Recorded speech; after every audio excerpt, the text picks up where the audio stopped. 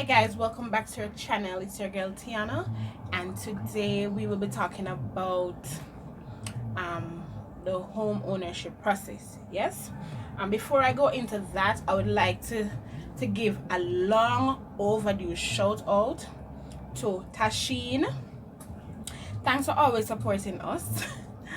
Please comment below and I'll tell you how I know your name even though you've never commented before. Yes, so comment down below that you're watching and I'll explain to you in our next video how the hell I know that you're watching us when you've never even commented before. Now since we have made our grand announcement about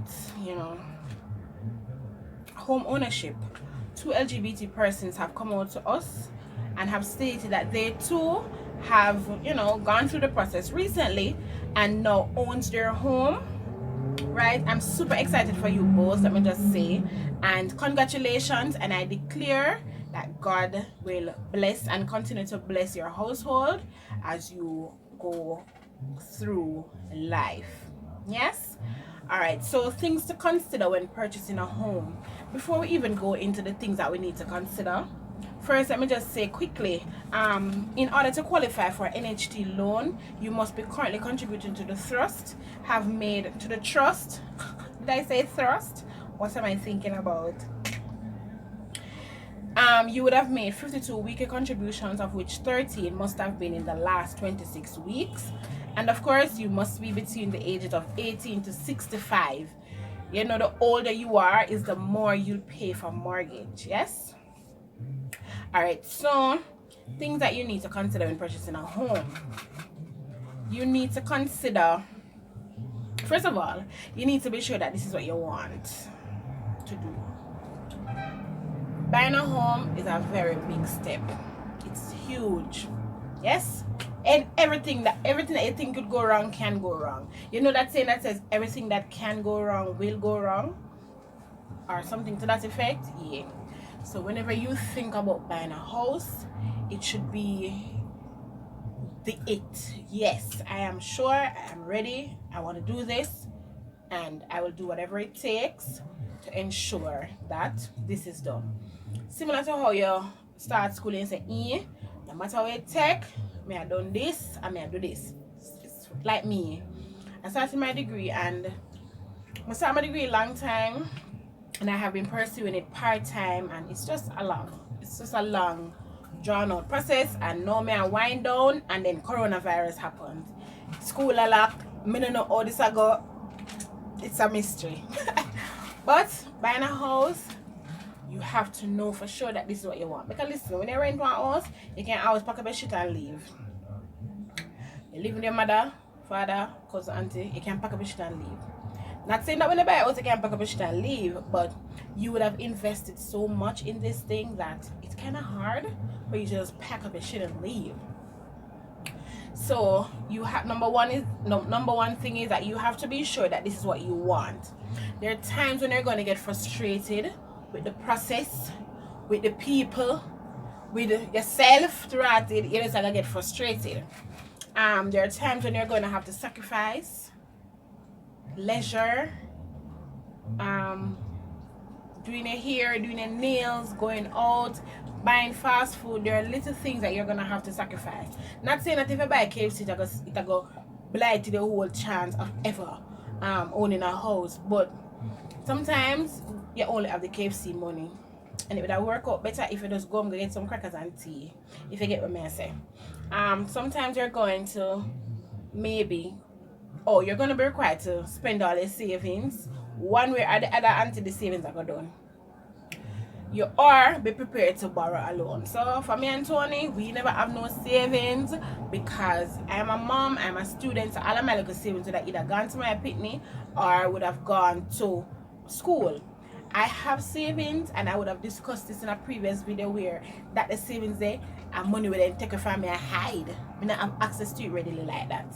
I have to go out with myself, rig my roll in order to get the money. That money is put away for a particular purpose. Yeah? But you have some people save the money and you can access it, you can go dry it, you can go bank. I don't have that. See? So I had to borrow. So if it is that you're going to borrow, you should be in a position too, because nobody's going to lend you money if you're not able to pay them back, if you're not employed, if you're not earning enough to pay the loan and that sort of thing. Sometimes you're gonna go hungry, like hungry, like days without eating, because you just don't have the money. After you have done all the things that you have to do, you're gonna, like I said before, you're gonna have to miss a few hair and nail appointments, some barber appointments. I've got to look bush up like you don't have nobody, and you're gonna have to cut back on the unnecessary spending. Yes, because if it is that you have spent all your savings, remember not saying the money for go, my teeth for 1,000. If you run short, you know the money for the teeth back not 1,000. And if it is that you borrow money, it simply means that your disposable income, what you're taking home now, has now reduced drastically because you're paying back a loan. And that is the loan that you would have borrowed to do something as it relates to the house. This is not your mortgage.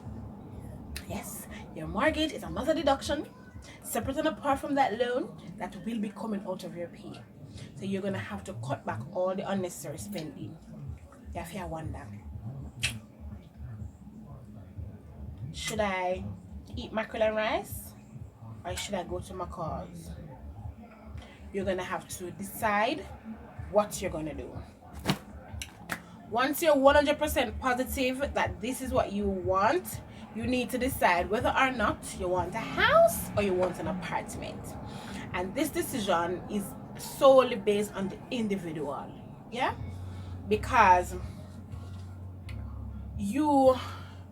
it depends on your personality. So for me, I didn't want a house. I wanted an apartment. And it's not because I love company. It's because I'm afraid. I'm afraid for truth. I want to live in a space where my neighbor them there a stone's throw away. There are disadvantages and advantages of both. I had a conversation with one of my colleagues recently where she was telling me that she bought her house and she never moved in until a year after, because of different things. Like different things will cause you to to do different things, right? So she never moved in and whatever. And she was robbed. Her house was broken into several times. While if it was an apartment, maybe she wouldn't have. I mean, because apartment, they know them onto each other. Somebody that must hear somebody going to the house when them live, when you in your house over so. You know business. But if somebody's coming onto the apartment, you'll pay more attention because you don't know who them attack. Is it that they're attacking your house or whatever? So your alarm would cause them to flee. Now, if fire catch, somebody also up top. Everybody, there's going to be a collective effort to out that the fire there, because nobody don't want them house burned down, because everybody each hand. You understand? If you live in our house and the fire not affect you, you don't care. You probably got us hold to phone and a video. You're not even gonna call the blinking fire brigade because it doesn't affect you. Now, like I said, I wanted an apartment. I chose to get an apartment. Could have gotten a house, but I didn't want a house. You have to decide whether you want a house or an apartment. Now, like I said, there are pros and cons for both. So with a house, you have your own space. You have your backyard and your front yard. Sometimes you have a backyard and a front yard, and you have side space for walk at the side of the house. Sometimes you only have a front yard or you only have a backyard, depending on how this thing is set up. And with an apartment, it's a shared space. So you share the doorway, and you open the door, you face another door. You share the walkway. You come up the stairs, you go left to your place, somebody else go right to them place. So you share that walkway there. You share, sometimes you share like where you hang out your clothes. It's a central space. Everybody go there to go hang out them clothes. Maybe you have a different line, but out there, 3 more family good out there hang out them clothes same way. You share parking. So with a house, you know, say you're parking in your yard, you like a gate. With an apartment, there's a parking a lot. So maybe persons will be assigned a spot, or everybody just park whenever you come. You just park anyway. Because what if you move into the place and you have no car? You need a parking spot. You understand? So those are the things.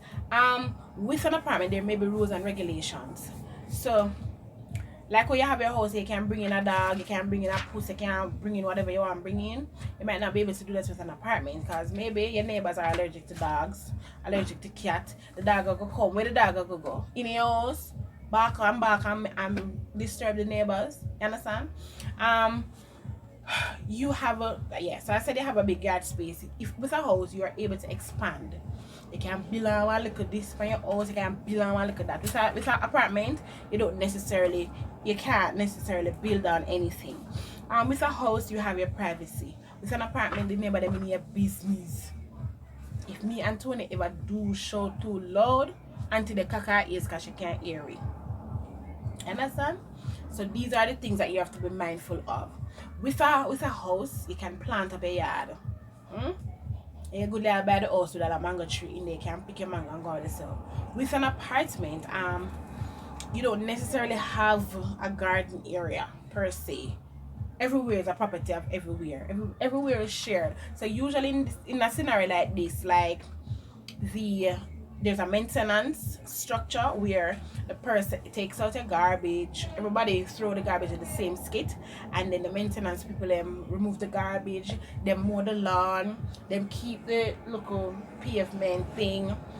If it's for paint, them paint it. If it's for rake up, them that sort of things. Some apartments are gated, so with an apartment it is more secure, I think, because you can have one of them buzzer fancy gate for your house too, you understand? But usually with apartments they have either security at the gate or you have to buzz yourself in. So if you don't have a buzz, you can't go in. You have to get somebody who lives on the property to let you in, and people not letting people don't know. So if you can stay out to all of the people that love shopping people yard unannounced, you can't do it as an apartment, okay? You're gonna stand out there and bawl out your throat until they call the police on you. With a house, we come there and say, Tiana! With an apartment, where you come and say, you don't even freaking know which house I'm in, to be honest, unless you've been there before. And if you've been there before, it maybe means it's somebody who want to see again, unless we kick off, and that's another story. But the point is, with an apartment, you can't necessarily go to people without announcing yourself or without being invited. Nobody's gonna let you in. With a house, you can try your luck, but not with an apartment. Whether you buy a house or apartment, you have an asset. Should you decide you want to migrate, you have the asset. You can rent it, you can leave it to you can rent it and generate income. You can leave it so that it can be a bungalow when you come back to Jamaica.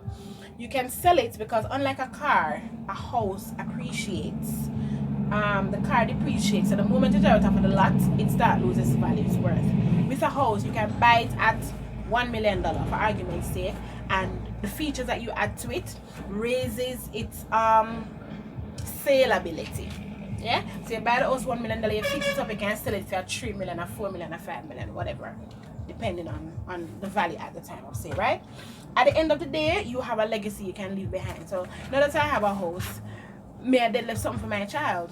Even though it's our house, Tony would want the same things because Tony considers Kaylin to be his, right? So when I write my will, I'm gonna say our house belongs to Kaylin. You understand? We did not put her name on the title because we were told that if her name goes on the title, it simply means that she's a homeowner. And because we are expecting that she's going to grow up and work and pay her NHT, we don't want to ruin her chances of buying her own house. She's sitting right over there looking at me like, and she's still got quiet. Say hi to the people. You have to say it, them can't see you. Hi. Say hi, everybody. Hi, everybody. Okay, I hope you heard her. She's right there. So she's sitting on with pen and like she'll take notes. She so wants to come on YouTube, but sorry, not yet. She's only 7. All right. My third point. It's good to have savings or be prepared to borrow, like I would have said initially. Now, other than the money that NHG is going to lend you or any other financial institution is going to lend you to buy the house, there are other things that you're going to have to consider. You're going to have to pay a surveyor, a valuator, a lawyer. You're going to pay a closing cost. Should in case it's a private treaty, you're going to probably need a bailiff to remove the persons that are occupying the property. That is a whole topic to itself. You're going to need money to, did I say harm? You're going to need money to furnish the house. You're going to need money to renovate if it is a fixer-upper. Because sometimes we buy some houses and when you buy them, it's pretty much just shell. You lick it down, you start over. You're going to need money for the moving van. So if it is that you live somewhere now and you own furniture and you want to take it to the new house, you have to consider, say, all right, how many trips is that going to cost me? It's probably going to cost you $5,000 per trip, and you're probably going to need 5 trips. 25. Enough money that? Enough money that. So these are the things that you're going to need to consider. So I said the down payment. Now, if the house is valued at $10 million, you are going to, I'm speaking from my place here, the fact that I bought it from NHD. It's a house being sold by NHD and I bought it from NHD. Yes, you can buy the house from a bank. You can buy it from VMBS, that's a bank, or anywhere else that's selling the house. I bought my house directly from NHD. I'm making that distinction because you can borrow money from NHD to buy a house from VMBS. Okay? Alright, so I bought my house from NHD itself. This is a house that was owned by somebody before. Yes? It's a pre-owned house. However, circumstances caused people to, and the house was sold. I bought it. Now, when you're buying the house, you need to have a down payment. Usually they're asking for 5 to 10%. I was asked for 5% because it's an NHD house being sold by NHD. So I had to pay 5%. Yes. There are things that can reduce that 5%. So if it is that you have been contributing to NHD for a while, you have this thing called your refund. You know the thing that people always apply for your refund. You have a thing called CRTD, which is your cash refund towards down payment. CRTD, cash refund towards down payment. If that's a significant amount, you can put that towards your cost to reduce the amount of money that you need to pay up, right? And that is what we did. So our down payment was kind of little. Bless God, hallelujah Jesus. The surveyor's cost and the evaluator's cost. So the surveyor's cost is to measure your entitlement, to say, all right, your house stop yourself from yes to yes, your house. That's what the surveyor does. The evaluator evaluates the house, of course, context clues, and tells you how much the house is worth. So if NHG tell us, oh, may I sell the house for $10 million, and the evaluator values the house and tell us, oh, it's even worth 10 million, worth 8 or whatever, sometimes it's vice versa, you know, and then you can negotiate and deal with the thing from there. The lawyer's fee. Usually, the lawyers charge from 1 to 3% of the cost of the property. Yes, I'm sure you can do long division. If you're lucky like me, my lawyer charged me only 1% of the cost of my house. But I'm not gonna tell them the cost of my house coming once to work out my lawyer money. But it did alright. The closing cost. Now, after you have given your down payment and you incorporate a CRTD and then work out every little thing about the loan and so, there's a fee that you're gonna have to pay. I don't remember right now what the closing cost consists of. I was supposed to research it before this video, but here am I doing the video and I've not researched it. So the closing cost is another figure that you're gonna have to pay. Like, we paid our closing costs on the day of the interview. So yes, there's an interview. You go there with a pay slip and whatever the case, and them tell you all the options and you work it out. You have to bring several things. I think you have to bring your down payment receipt. So you would have had to pay your down payment already before you get the interview date. Alright. As I said before, you're gonna need a bailiff. Should it be private treaty? Private treaty sometimes, in my case, is where, like I said, somebody owned the house before and NHD sells the house with the person still living in it, right? And it is your responsibility now to get them out. So that is why you need a bailiff. So if you did not do a private treaty where the person live in the house and don't want to come out, then you don't need a bailiff. Okay? Alright, money to furnish the house. Now, after you buy this house, until where you go sleep on the ground, where you go put a nice clean Chanel perfume and your Bath and Body Works, you're gonna need one dresser. Right, and for some of you, we still have the big back TV. We're gonna need a chest to put the TV pan down. So you're going to need money to furnish the house.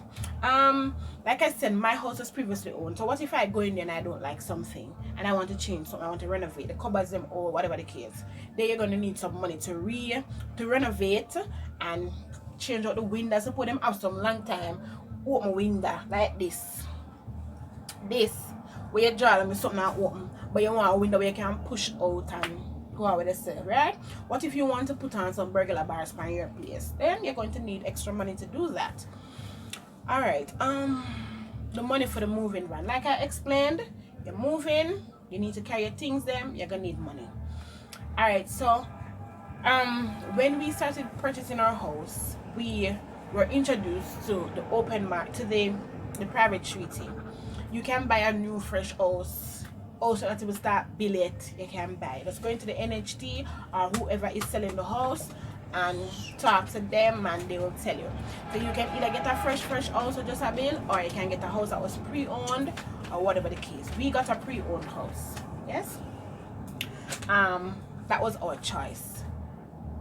It's not that bad, the house not old, it's just that things happen and say do our thing, NHT do for them thing. Now we are the new owners of the house. So I think I have completed all my points, yes, that I wrote down.